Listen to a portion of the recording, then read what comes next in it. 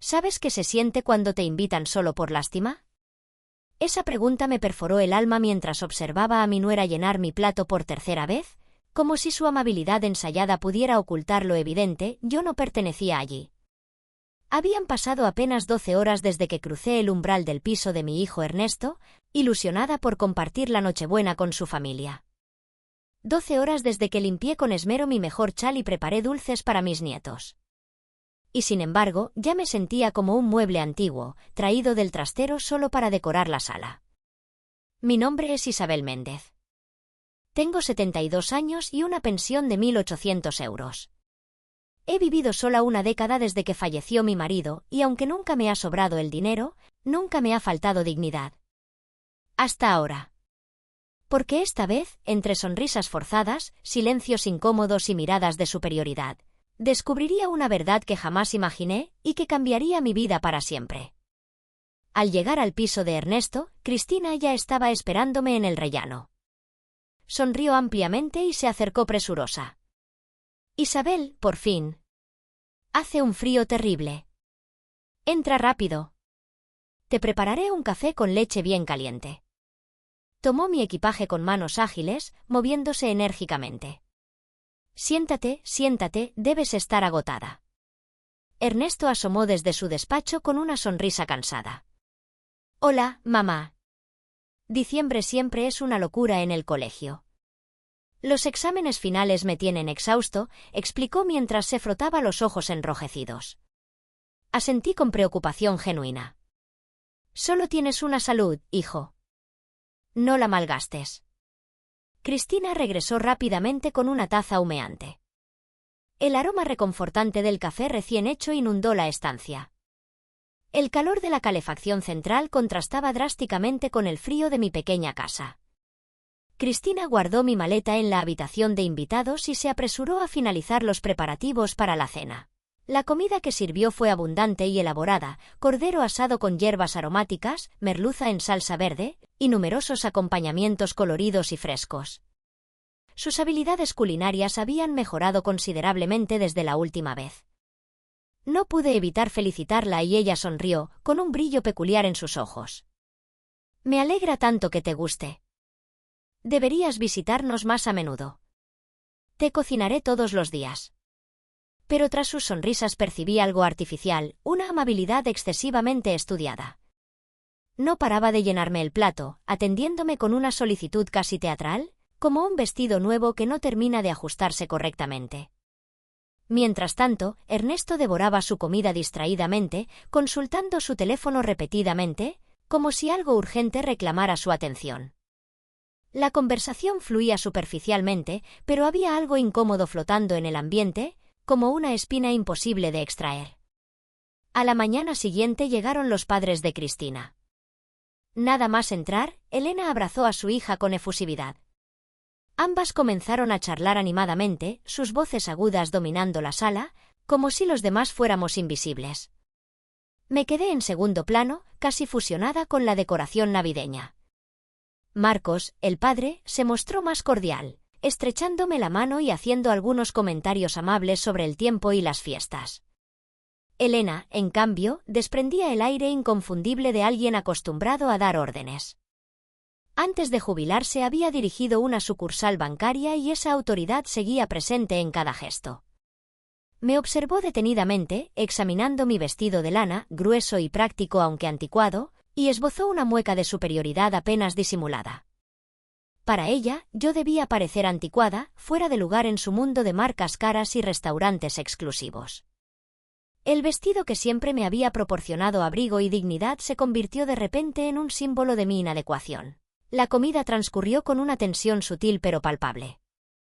Ernesto y Marcos intercambiaron opiniones sobre las últimas noticias económicas, mientras Cristina y su madre discutían animadamente sobre los vecinos, las próximas vacaciones de esquí y qué compañeros de clase de los niños habían sido admitidos en programas especiales. Yo permanecí callada, picoteando la comida, sintiéndome como una intrusa.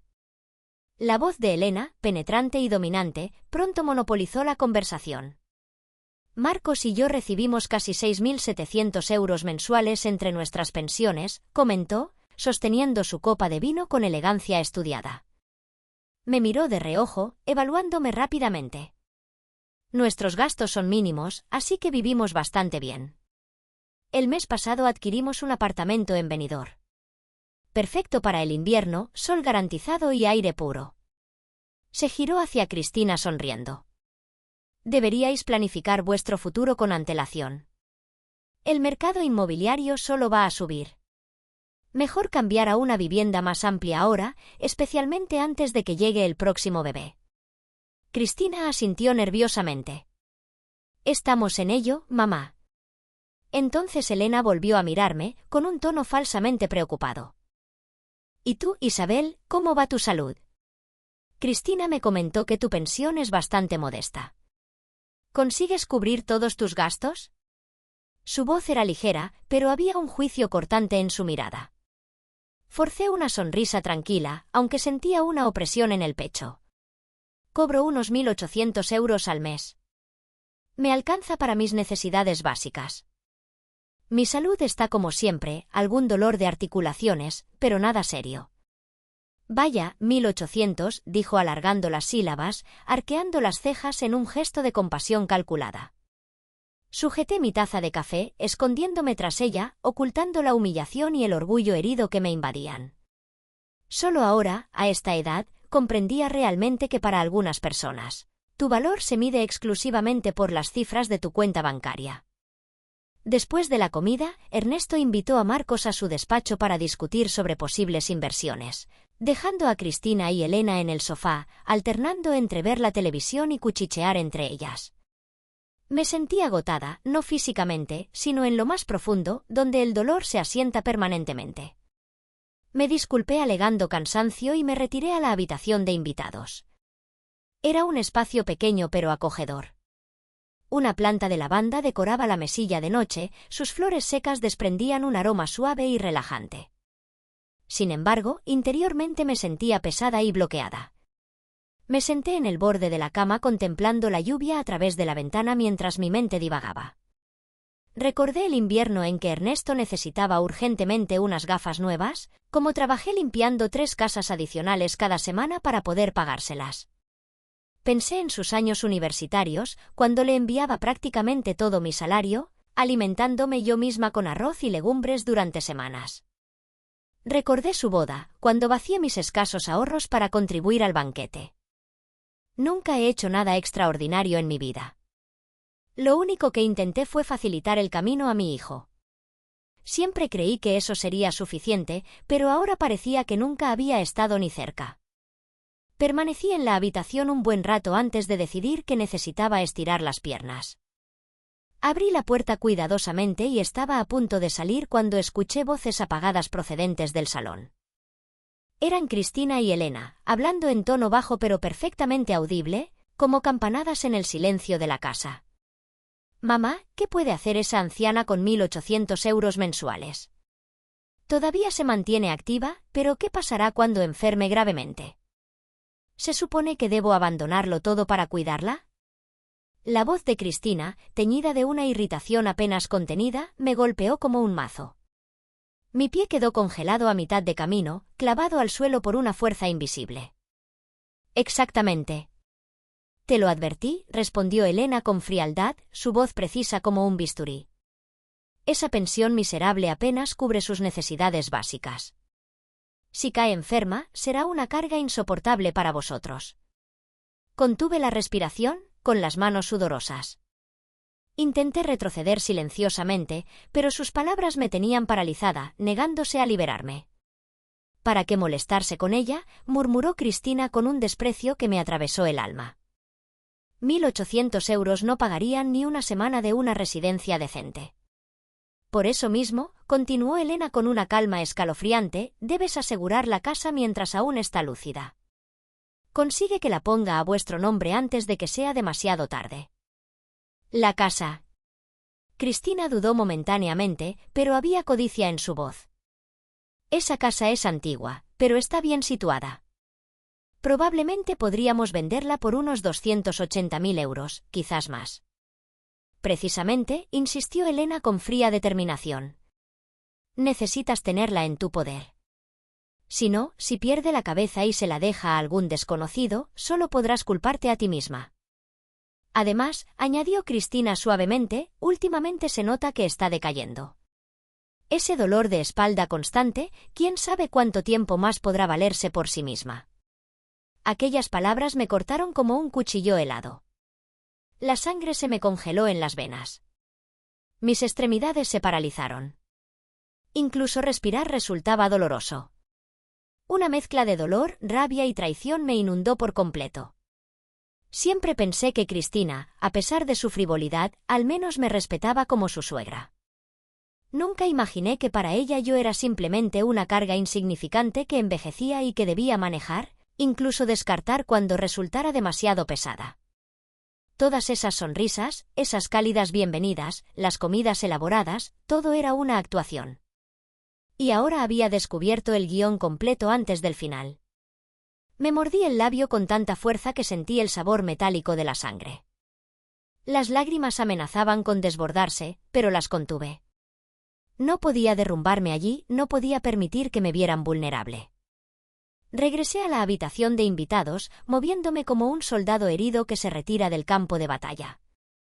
Sentía una desgarradora opresión en el pecho, pero también una dolorosa claridad mental.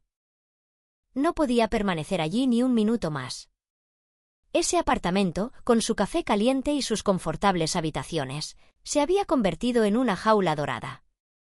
Sin vacilación, abrí mi maleta bruscamente y comencé a guardar mis pertenencias apresuradamente.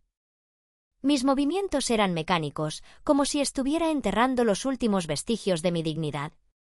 El chal nuevo que había comprado especialmente para las fiestas, los pasteles de almendra que había horneado durante horas, el frasco de aceite artesanal que había envuelto con tanto cuidado. Ahora todo parecía una cruel ironía burlándose de mis ingenuas esperanzas. Busqué un bolígrafo en el cajón de la mesilla y con manos temblorosas garabateé una nota breve. Mi amiga Carmen tuvo una emergencia. Fui a ayudarla. No os preocupéis. La caligrafía era irregular y descuidada, reflejo del caos que se desataba en mi interior. Respiré profundamente, agarré mi maleta y abrí la puerta silenciosamente. En el salón, el televisor continuaba a volumen alto. Cristina y Elena seguían absortas en su conversación, riendo ocasionalmente, ajenas a mi presencia. Con la cabeza gacha, me dirigí a la entrada, me puse el abrigo y abrí la puerta principal sin hacer ruido. En menos de un minuto estaba fuera. El viento me golpeó el rostro con crueldad, pero ningún frío invernal podía compararse con la glacial certeza que ahora habitaba en mi corazón. No miré atrás. Sujeté firmemente el asa de mi maleta y continué caminando paso a paso hacia la oscuridad. Cuando regresé a mi pequeña casa, la noche había caído por completo. Ni siquiera encendí las luces. A tientas, me dirigí al sofá y me desplomé con el cuerpo pesado, completamente exhausta. La maleta permanecía abandonada junto a la puerta, recostada contra la pared, como una mascota no deseada. La vivienda estaba extrañamente silenciosa, interrumpida ocasionalmente por las luces de los coches que pasaban, proyectando sombras fugaces sobre las paredes. En la penumbra, podía escuchar los latidos de mi propio corazón y, finalmente, los sollozos que había estado reprimiendo durante horas. Las lágrimas brotaron incontenibles, calientes contra mis manos frías. Por primera vez en mi existencia, me sentí completamente sola, absolutamente abandonada. La familia en la que creí poder apoyarme, el vínculo que había nutrido durante toda mi vida, estaba construido sobre la frágil base del dinero y la conveniencia. A sus ojos, ni siquiera merecía consideración. Solo una vieja con una pensión miserable de 1.800 euros, una carga futura de la que deshacerse lo más rápido y aséptico posible. No sé cuánto tiempo lloré, lo suficiente para quedarme sin lágrimas, lo suficiente para que mi corazón se enfriara como el hierro. No iba a aceptarlo pasivamente. No podía. Por una vez en mi vida, necesitaba vivir para mí misma. Levanté la cabeza lentamente y contemplé la interminable oscuridad más allá de la ventana. Quizás escuchar aquella conversación no fue casualidad. Tal vez fue el destino ofreciéndome una última oportunidad. Era momento de reconsiderar mi existencia, de recuperar mi futuro. Busqué a tientas la lámpara junto al sofá y la encendí. La luz era tenue, pero disipaba las sombras, iluminando la estancia, y en lo más profundo de mi ser, una pequeña llama de esperanza volvió a encenderse. A la mañana siguiente sonó mi teléfono. Era Ernesto. Su nombre apareció en la pantalla, familiar y doloroso. Dudé brevemente antes de responder. «Mamá, ¿por qué te marchaste tan repentinamente?» La voz de Ernesto transmitía preocupación y confusión. «Cristina encontró tu nota sobre una emergencia con Carmen». Aclaré mi garganta, controlando mi voz. Sí, el hijo de Carmen tuvo un accidente inesperado. Estaba muy alterada y me pidió ayuda. Yo. La mentira pesaba como una losa, asfixiante y opresiva. ¿Está todo bien ahora?, preguntó Ernesto. Sí, ya está estabilizado. Lo trasladaron al hospital provincial. Continué fabricando la mentira con un sabor amargo ascendiendo por mi garganta. Bien, bien, mamá. Cuídate, por favor. Por supuesto, si surge cualquier problema, os avisaré. Hizo una pausa y añadió, intentaré visitarte el próximo fin de semana. No es necesario, respondí rápidamente, con voz suave pero determinada. Concéntrate en tus clases. Estoy perfectamente aquí. Después de colgar, exhalé profundamente, pero inexplicablemente el aire parecía aún más denso. Poco después, Cristina llamó. Isabel, ¿por qué te fuiste sin avisar correctamente? Estábamos muy preocupados por ti, dijo con una voz que destilaba preocupación meticulosamente calibrada, perfectamente dulce. Pero lo percibí. Ese sutil tono de alivio, como quien acaba de liberarse de una responsabilidad no deseada. Hubo una emergencia en casa de Carmen. Ya está solucionada, respondí serenamente. Pero debes cuidarte, ¿entiendes? Prométeme que nos llamarás si necesitas cualquier cosa. No intentes resolverlo todo sola. Murmuré algunas respuestas educadas y colgué, observando la pantalla oscurecida en mi mano. Esbocé una sonrisa amarga y quebrada. Lo más cruel era saber que debía continuar la farsa, completar la función que habían preparado tan cuidadosamente, fingir que todo estaba bien. Quizás eso sea realmente la madurez, sonreír a pesar del dolor, cubrir las heridas con silencio.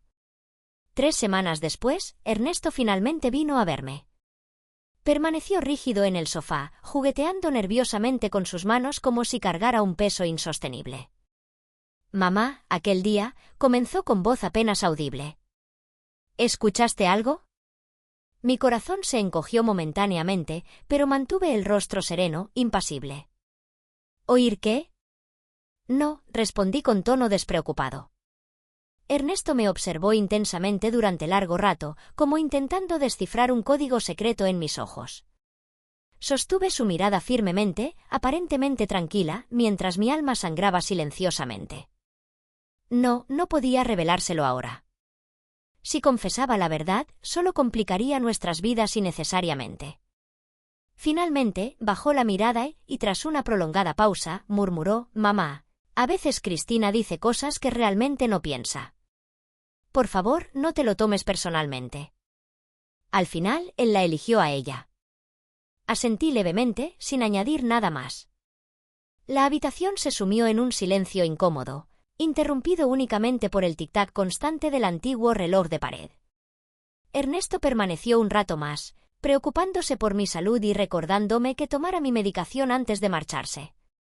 Lo observé desde la ventana mientras descendía apresuradamente por el camino empedrado y desaparecía por la calle. Una figura solitaria y distante.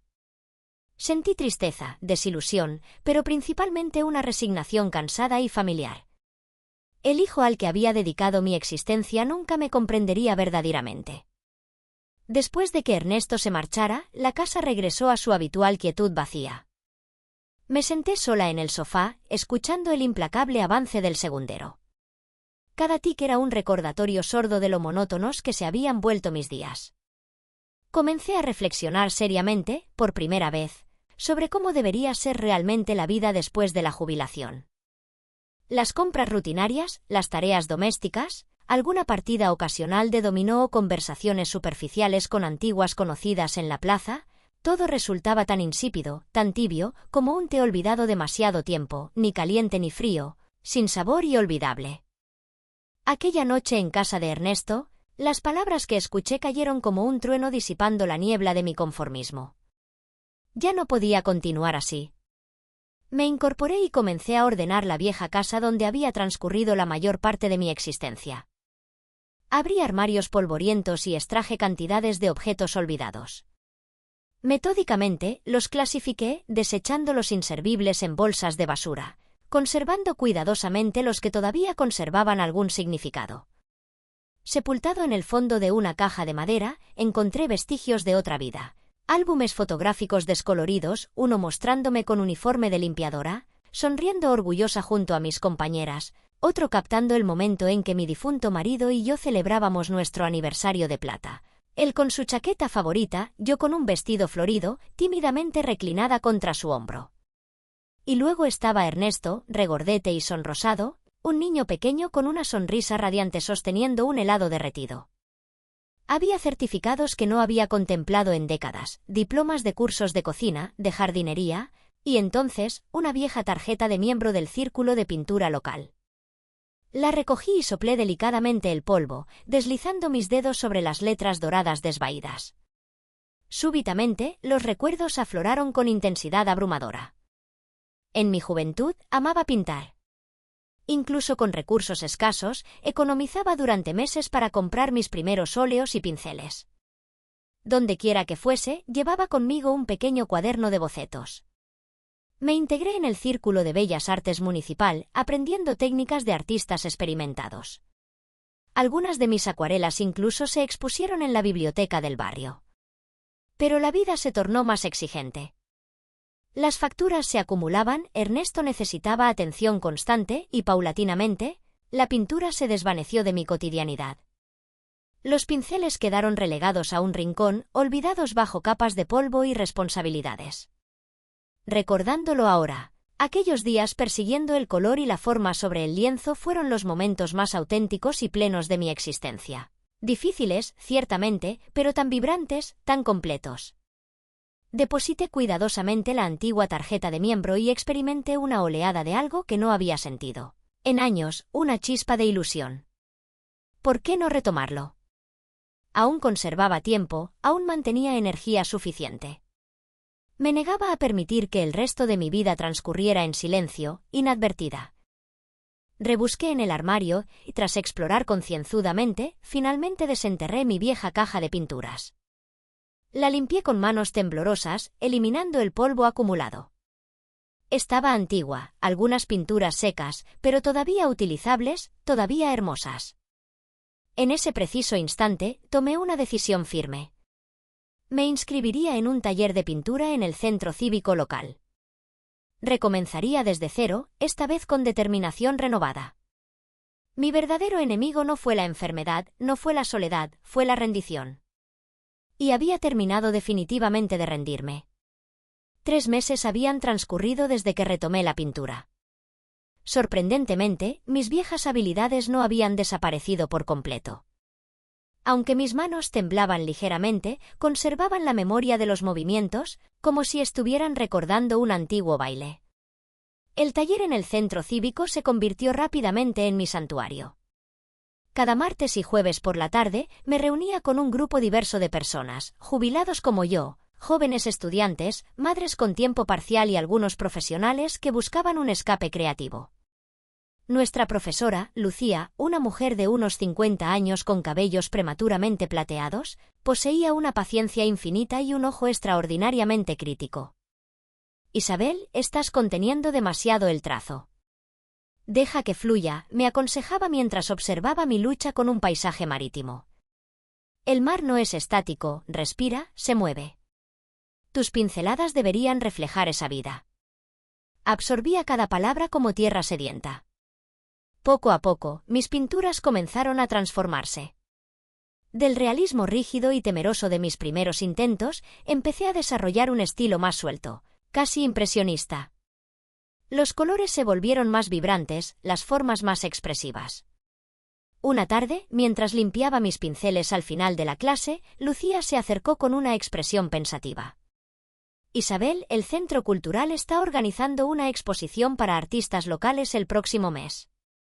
Creo que deberías presentar algunas de tus obras. Me quedé momentáneamente sin palabras. ¿Yo? Pero apenas estoy empezando de nuevo. Lucía sonrió con calidez. A veces, los que regresan a algo después de mucho tiempo traen una perspectiva única. Tus pinturas tienen una honestidad emocional que resulta conmovedora. La idea me aterrorizaba y emocionaba a partes iguales.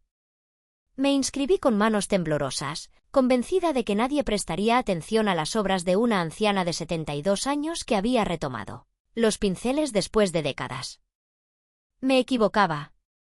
La noche de la inauguración, mi pequeña colección de 5 acuarelas atrajo un interés inesperado. Una de ellas, titulada Soledad en azul, representaba a una mujer mayor observando el mar desde una ventana. Los tonos azules y grises dominaban la composición, pero había pequeños destellos de naranja y rojo en el horizonte, sutiles pero innegables. «Es sobrecogedor», comentó un hombre joven de aspecto intelectual, ajustándose las gafas mientras examinaba meticulosamente mi obra. La tensión entre la melancolía y la esperanza, fascinante. Me sonrojé, incómoda pero secretamente complacida. No estaba acostumbrada a que alguien analizara mis sentimientos a través de mis pinceladas. Era como si de repente estuviera desnuda en público, expuesta pero extrañamente liberada. La exposición trajo consigo una sorpresa aún mayor. Miguel Salinas, propietario de una pequeña pero prestigiosa galería en el centro de la ciudad, se interesó por mi trabajo. Con su barba entrecana perfectamente recortada y su traje impecable, parecía transportado desde otro mundo, uno muy alejado de mi modesta existencia. Su técnica es imperfecta, me dijo con franqueza, pero hay algo en su trabajo que resulta innegablemente auténtico. Me gustaría incluir algunas de sus piezas en una exposición colectiva que estoy organizando. Un contrato. Una exposición profesional. Un porcentaje de ventas. Todo parecía irreal, como uno de esos sueños vívidos que se desvanecen al despertar. Firmé los papeles con incredulidad, preguntándome si estaba cometiendo una locura. Pero la verdadera locura habría sido rechazar esta oportunidad. Cuando llegué a casa aquella noche, miré la vieja casa con nuevos ojos. Los rincones que antes parecían opresivos ahora se transformaban en potenciales talleres. La luz que entraba por las ventanas se convertía en un recurso, no en una distracción. Comencé a mover muebles, a despejar espacios, a transformar el salón en un improvisado estudio. La llamada de Ernesto llegó un domingo por la mañana, interrumpiendo mi sesión de pintura. «Mamá, hace semanas que no hablamos. ¿Estás bien?» Por un momento consideré contarle sobre la exposición, sobre Miguel Salinas, sobre cómo mis días ahora rebosaban de propósito y color. Pero algo me detuvo. Un miedo irracional a que pudiera burlarse, o peor aún, a que mostrara una indiferencia educada. Necesitaba proteger esta nueva felicidad, mantenerla aislada de miradas desdeñosas. «Estoy perfectamente, hijo. Ocupada con las tareas de siempre». Mintió él, mentí yo. Quizás las mentiras eran ahora el único lenguaje posible entre nosotros. La noche anterior a la exposición en la galería de Miguel apenas pude dormir. Me sentía como una adolescente antes de su primer baile. Revisé obsesivamente el vestido que había comprado especialmente para la ocasión, un conjunto discreto pero elegante en tonos azul marino que había encontrado en rebajas. No era ostentoso, pero me hacía sentir digna, presentable. La galería estaba ubicada en una calle empedrada del casco antiguo, entre edificios históricos renovados con gusto exquisito. Al entrar, el contraste entre mi pequeña casa en San Mateo y este espacio de paredes blancas inmaculadas y suelos de madera pulida me provocó una momentánea sensación de vértigo. Miguel me saludó calurosamente, presentándome a los otros 7 artistas que participaban en la exposición. La mayoría eran considerablemente más jóvenes que yo, algunos incluso más jóvenes que Ernesto. Me sentí brevemente fuera de lugar hasta que una mujer de unos 40 años, Claudia, se acercó con una sonrisa genuina. «Tus acuarelas me dejaron sin aliento», confesó. «Hay algo en ellas que me recuerda a mi abuela. Esa generación que cayó tanto, que soportó tanto. asentí, sorprendida por su perspicacia. Supongo que nuestras vidas quedan impresas en los lienzos sin que nos demos cuenta. La exposición fue un éxito modesto pero significativo. Para mi asombro, 3 de mis 5 piezas se vendieron durante el primer fin de semana. Miguel estaba encantado. Isabel, hay algo especial en tu trabajo. Creo que deberíamos considerar una exposición individual para el próximo año. Las palabras flotaban en el aire como pompas de jabón iridiscentes, demasiado hermosas para ser reales, demasiado frágiles para atraparlas. Mi rutina cambió drásticamente. Las mañanas las dedicaba a pintar, aprovechando la luz natural que inundaba el salón. Las tardes, a pasear por la playa o el pueblo, buscando inspiración, capturando con mi mirada escenas cotidianas que antes habría ignorado. Una anciana alimentando palomas, un pescador remendando redes, niños jugando en la arena. Todo se convertía en potencial material para mis acuarelas. La vida estaba adquiriendo un ritmo nuevo, un pulso vibrante que creía perdido para siempre. Ya no era simplemente la madre de Ernesto o la viuda de Antonio. Era Isabel Méndez, pintora. Fue durante una de esas tardes cuando el destino decidió jugarme una carta inesperada. Estaba sentada en un banco frente al mar, bocetando distraídamente, cuando sentí que alguien se detenía a mi lado. «Disculpe, ¿le importa si me siento?» Alcé la vista para encontrar a un hombre de aproximadamente mi edad, vestido con sencillez pero con un aire de dignidad tranquila. Tenía el cabello completamente blanco, peinado hacia atrás, y unos ojos de un azul tan intenso que contrastaban dramáticamente con su piel bronceada. «Por supuesto», respondí, moviéndome ligeramente para hacerle espacio. Se sentó con un suspiro de alivio. «Mis rodillas ya no son lo que eran», comentó con una sonrisa cómplice. Me encontré sonriendo en respuesta.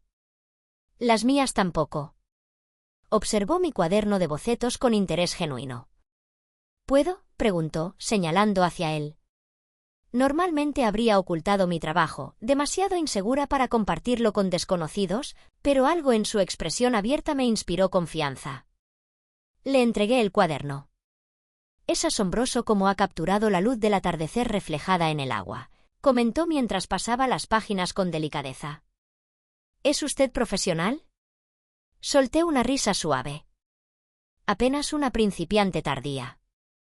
Retomé la pintura hace poco, después de casi 40 años. Sus ojos se iluminaron. «Entonces somos almas gemelas». Yo volví a tocar el violonchelo después de jubilarme como médico. Los dedos protestan, pero el corazón canta. Se presentó como Rafael Domínguez, viudo desde hacía 5 años, padre de 3 hijos adultos dispersos por diversas ciudades europeas, y recién mudado a San Mateo buscando tranquilidad para sus últimos años. Comenzamos a hablar con la facilidad que solo se da entre personas que han vivido lo suficiente para saber qué es importante y qué no lo es. Sin pretensiones, sin juegos. Cuando el sol comenzó a descender, me sorprendí al darme cuenta de que habíamos conversado durante casi 2 horas.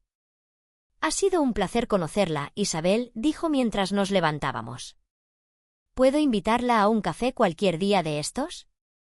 Me escuché aceptando antes de que mi cerebro registrara completamente la propuesta. Intercambiamos números telefónicos, y mientras caminaba de regreso a casa, sentí una extraña ligereza en mis pasos. No había pensado en compañía masculina desde la muerte de Antonio. No había sentido ese particular hormigueo de expectativa. Era desconcertante y emocionante a la vez, como descubrir una habitación desconocida en una casa familiar. 2 días después, Rafael y yo nos encontramos en una pequeña cafetería cerca del puerto. Vestía una camisa azul claro que intensificaba el color de sus ojos, y noté que se había cortado el pelo. Ese pequeño detalle, ese esfuerzo por verse bien, me conmovió inexplicablemente.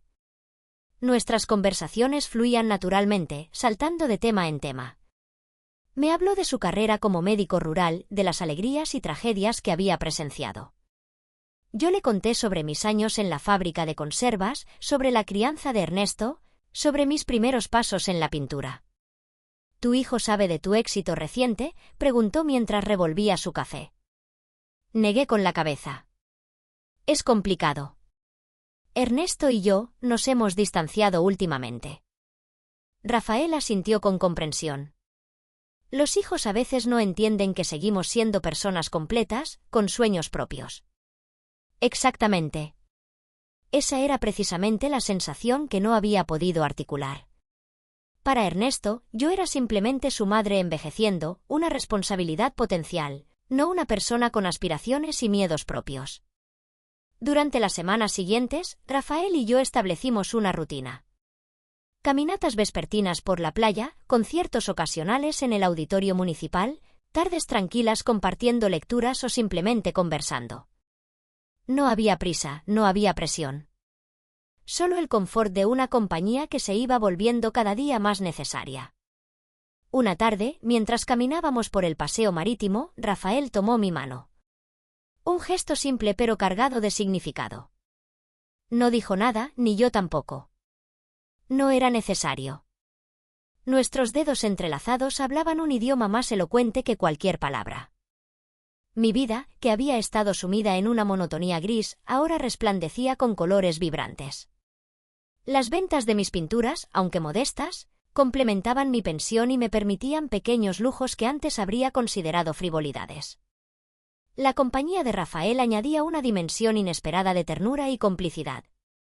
Incluso había comenzado a planear un viaje a Barcelona, algo que jamás habría contemplado en mi vida anterior. Pero la felicidad, como bien sabía, rara vez viene sin complicaciones.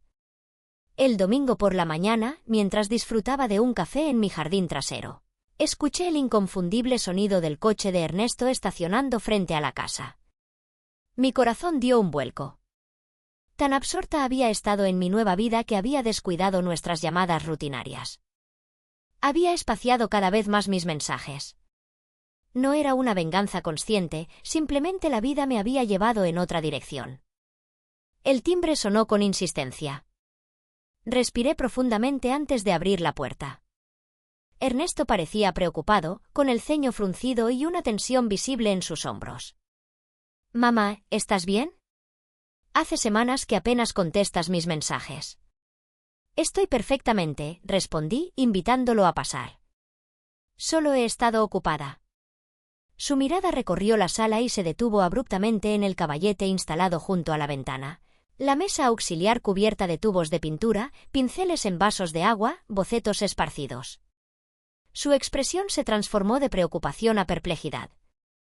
«¿Qué es todo esto?» «Estoy pintando de nuevo», expliqué, intentando mantener un tono casual. Recordé cuánto lo disfrutaba en mi juventud.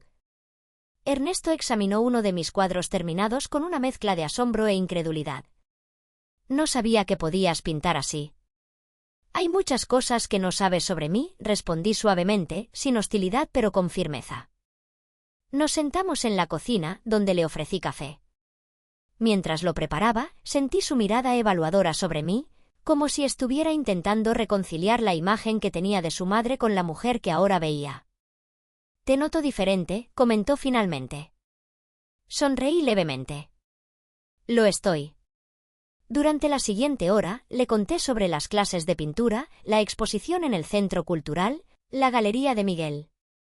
Le mostré el recorte de periódico local que mencionaba brevemente mi participación en la exposición colectiva. Pero no le hablé de Rafael. No estaba preparada para compartir esa parte de mi vida, no todavía. Ernesto escuchaba con una expresión que oscilaba entre el asombro y algo que no podía identificar. ¿Orgullo? ¿Confusión? ¿Quizás incluso un atisbo de vergüenza? «¿Por qué no me dijiste nada de esto?», preguntó finalmente.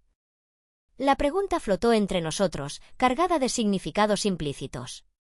«¿Por qué no confías en mí? ¿Por qué me excluyes de tu vida? Pero también, ¿por qué debería contarte, cuando me consideras una carga?» «No quería molestarte con mis pequeños proyectos», respondí, eligiendo mis palabras con cuidado. «Siempre estás tan ocupado». «Mamá, nunca estoy demasiado ocupado para ti». La falsedad de sus palabras me dolió más que cualquier confrontación directa. Ambos sabíamos la verdad, esa verdad incómoda que habíamos estado evitando. Para él, yo era una responsabilidad, un problema futuro a gestionar. Mi pensión miserable, como la había descrito Cristina, un inconveniente. Mi casa, un activo a asegurar antes de que fuera demasiado tarde. Pero ahora, algo había cambiado en la ecuación. Ya no era la anciana solitaria y vulnerable que habían evaluado con fría practicidad. Tenía un pequeño ingreso adicional, tenía reconocimiento, tenía una vida propia. Cuando Ernesto se marchó, prometiendo volver pronto con Cristina, me sentí extrañamente tranquila. No había habido confrontación, no había mencionado lo que había escuchado aquel día en su apartamento. Pero algo se había reequilibrado sutilmente en nuestra relación. Esa noche, mientras cenaba con Rafael en su pequeño apartamento con vistas al mar, le conté sobre la visita de Ernesto. «Algún día tendrás que contarle toda la verdad», comentó Rafael mientras servía más vino en mi copa. «Sobre lo que escuchaste, sobre tus sentimientos». Asentí lentamente. «Lo sé. Pero aún no estoy lista». Rafael cubrió mi mano con la suya, su tacto cálido y reconfortante. «No hay prisa. La verdad siempre encuentra su momento». Las semanas se convirtieron en meses. Mi relación con Rafael se profundizó, transformándose en algo que nunca esperé volver a experimentar a mi edad. No era la pasión desbordante de la juventud, sino algo más sosegado pero igualmente poderoso. Un compañerismo nacido de la comprensión mutua, del respeto, de la aceptación de nuestras respectivas cicatrices y limitaciones. En la galería, mis cuadros continuaban vendiéndose. Había desarrollado una pequeña pero leal base de coleccionistas. Miguel hablaba cada vez más seriamente sobre la posibilidad de una exposición individual. «Tu evolución ha sido extraordinaria», me aseguraba. «Tu técnica se ha refinado, pero conservas esa honestidad emocional que hace que tu trabajo sea único». Mientras tanto, Ernesto y Cristina habían comenzado a visitarme con mayor frecuencia. Notaba un cambio sutil en su actitud. Cristina ya no me trataba con esa amabilidad condescendiente que tanto me había irritado. Ahora había una especie de respeto cauteloso en su mirada, como si estuviera reevaluando sus suposiciones sobre mí. Durante una de esas visitas, Rafael apareció inesperadamente, con el pretexto de devolverme un libro. La presentación fue inevitable y profundamente incómoda. Ernesto apenas podía ocultar su sorpresa al verme interactuar con un hombre de manera tan familiar. Más tarde, cuando Rafael se marchó, Ernesto me confrontó directamente. «¿Quién es exactamente ese hombre, mamá?». La pregunta estaba cargada de una preocupación apenas disimulada. Por un momento, me sentí como una adolescente interrogada por su padre, una inversión de roles que encontré simultáneamente irritante y divertida. «Rafael es un amigo muy especial», respondí con deliberada vaguedad. «Nos conocimos hace unos meses y disfrutamos de la compañía mutua». Ernesto frunció el ceño. «¿Un amigo? ¿O algo más?». Sentí una oleada de indignación. «¿Acaso importa?». «Tengo 72 años, Ernesto. Creo que puedo decidir con quién paso mi tiempo». La tensión se disipó cuando Cristina intervino, sorprendiéndome con su tacto inusual. «Parece un hombre encantador, Isabel. Deberías invitarlo a cenar algún día para conocerlo mejor». Esa noche, después de que se marcharan, reflexioné sobre cómo habían cambiado las dinámicas. Ya no era la anciana solitaria a la que visitaban por obligación. Ahora tenía mi propia vida, mis propias decisiones, mi propio valor fuera de mi papel como madre y suegra. La vida continuó, cada día más pleno que el anterior. Rafael y yo hablábamos ocasionalmente sobre la posibilidad de compartir vivienda, de unir nuestras vidas de una manera más formal, pero sin prisas. Teníamos tiempo, o al menos eso creíamos. El destino, sin embargo, tenía otros planes.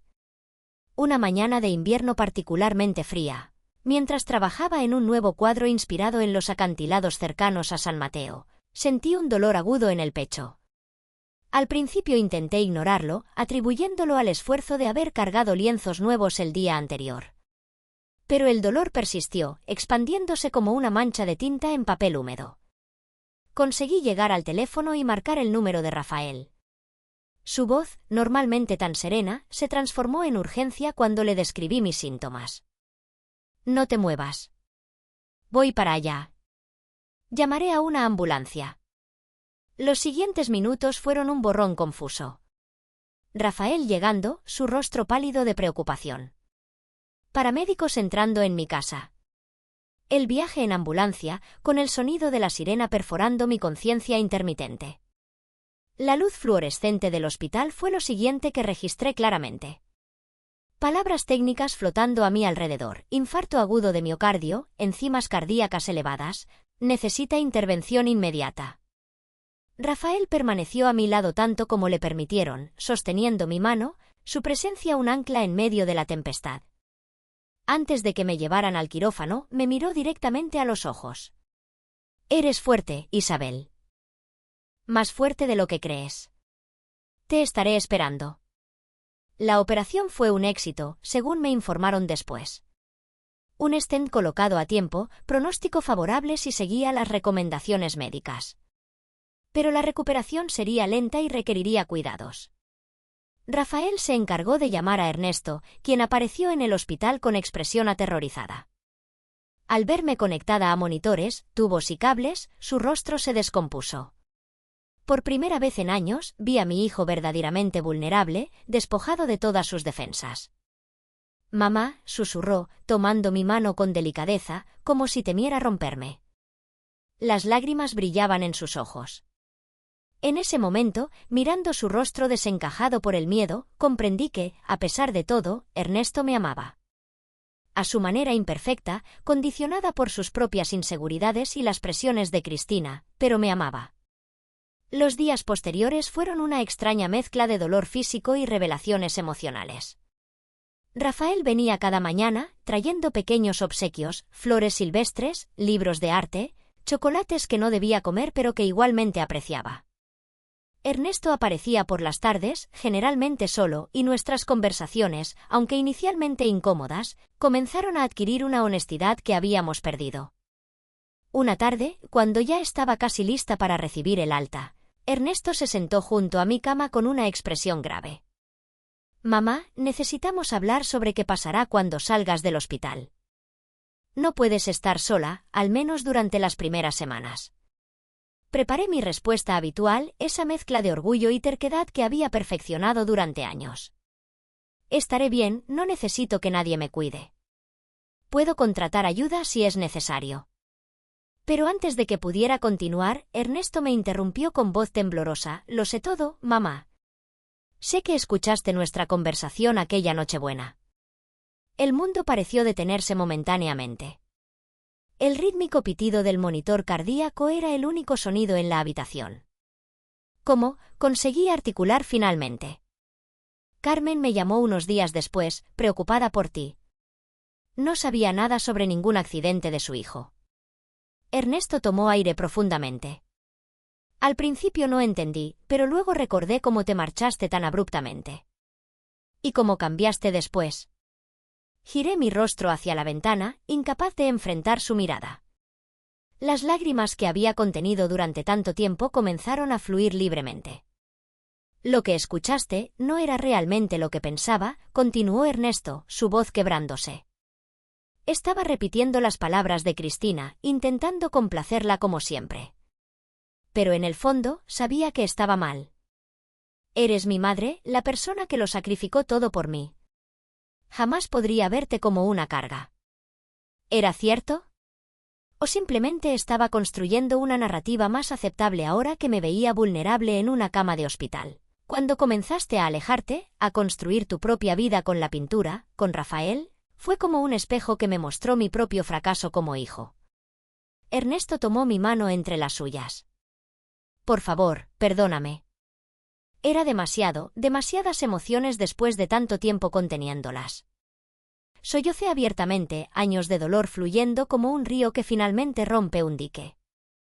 Te perdono, dije finalmente, aunque no estaba segura de si era completamente cierto. El perdón, como había aprendido, es un proceso, no un evento. Cuando finalmente salí del hospital, me enfrenté a una decisión que nunca había anticipado. Ernesto insistía en que me mudara temporalmente a su apartamento. Rafael ofrecía su casa, argumentando que el aire marino sería beneficioso para mi recuperación. La antigua Isabel, la mujer que había dedicado su vida a complacer a otros, habría elegido la opción que causara menos incomodidad a los demás. Pero esa mujer había quedado atrás. Volveré a mi casa, anuncié con firmeza. Rafael puede quedarse conmigo durante las primeras semanas. Y tú, Ernesto, puedes visitarme cuando quieras. La expresión de sorpresa en sus rostros fue casi cómica. No estaban acostumbrados a esta versión de mí, una mujer que tomaba sus propias decisiones sin disculparse por ello. Mi recuperación fue gradual pero constante. Rafael resultó ser un cuidador atento pero no asfixiante, encontrando el equilibrio perfecto entre atención y espacio. Ernesto venía regularmente, a veces con los niños, a veces solo. Durante esas visitas, lentamente, comenzamos a reconstruir algo que se parecía a una relación auténtica. Nuestra primera conversación realmente honesta ocurrió un mes después de mi salida del hospital. Estábamos sentados en el pequeño jardín trasero, aprovechando un día soleado. Cristina y yo estamos en terapia, confesó Ernesto, mirando fijamente su taza de té. Después de tu infarto, tuvimos una discusión terrible. Le dije cosas que llevaba años callando. Lo siento, murmuré, no del todo segura de lo que debía decir. Ernesto negó con la cabeza. No lo sientas. Debería haberlo hecho hace mucho tiempo. La forma en que te trató, la forma en que yo permití que te tratara, es imperdonable. Su honestidad me conmovió profundamente. Todos cometemos errores, hijo. Algunos errores son más graves que otros, respondió, su voz apenas un susurro. Cuando te vi en esa cama de hospital, me di cuenta de que podría haberte perdido sin haber aclarado las cosas, sin haberte dicho cuánto te quiero a pesar de todo. Las palabras que había anhelado escuchar durante tanto tiempo. Y sin embargo, ahora que las oía, descubrí que ya no las necesitaba desesperadamente. En los meses anteriores, había aprendido a valorarme a mí misma, a encontrar mi propio propósito más allá de mi papel como madre. El reconocimiento de Ernesto era bienvenido, pero ya no era esencial para mi felicidad. La vida siguió su curso. 6 meses después de mi infarto, Miguel finalmente organizó mi exposición individual.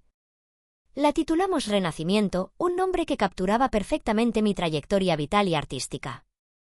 La noche de la inauguración, la galería estaba llena.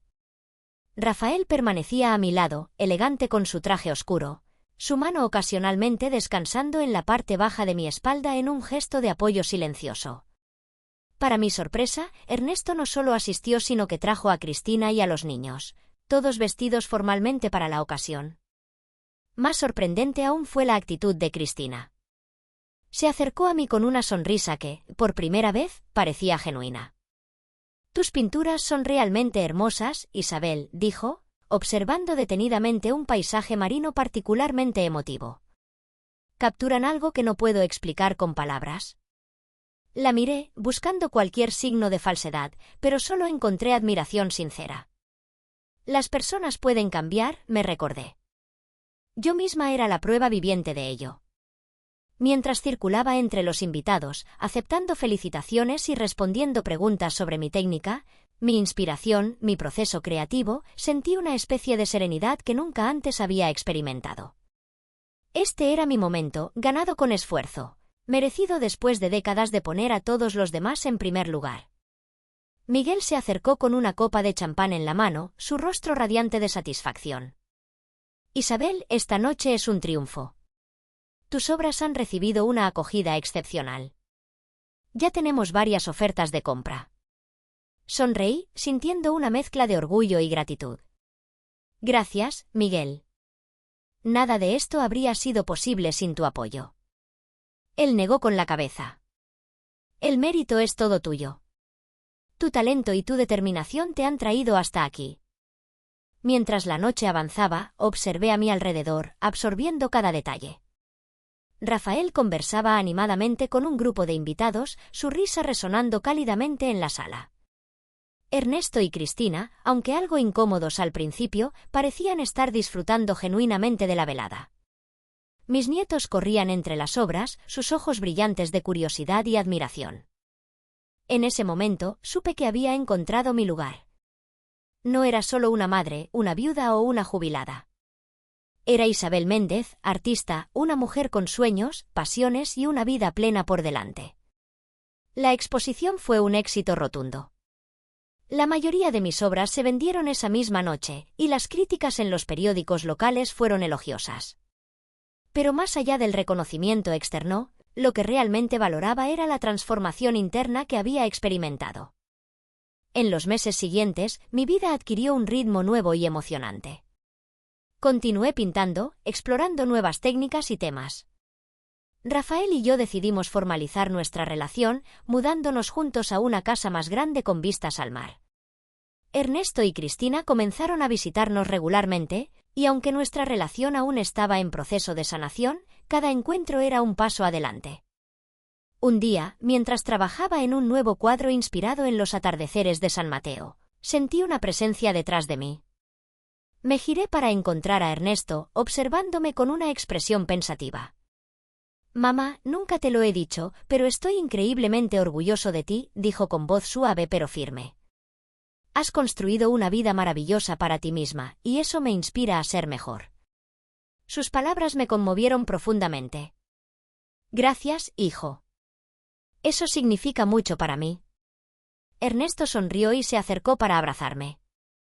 En ese abrazo, sentí que finalmente estábamos encontrando un camino hacia la reconciliación y el entendimiento mutuo. La vida, descubrí, es una serie de renacimientos. Cada desafío, cada dolor, cada momento de alegría nos moldea y nos transforma. A mis 72 años, había aprendido que nunca es demasiado tarde para reinventarse, para perseguir nuestros sueños y para encontrar la felicidad en los lugares más inesperados. Y así, con mi pincel en la mano y mi corazón lleno de esperanza, continué pintando mi propia historia, un lienzo a la vez.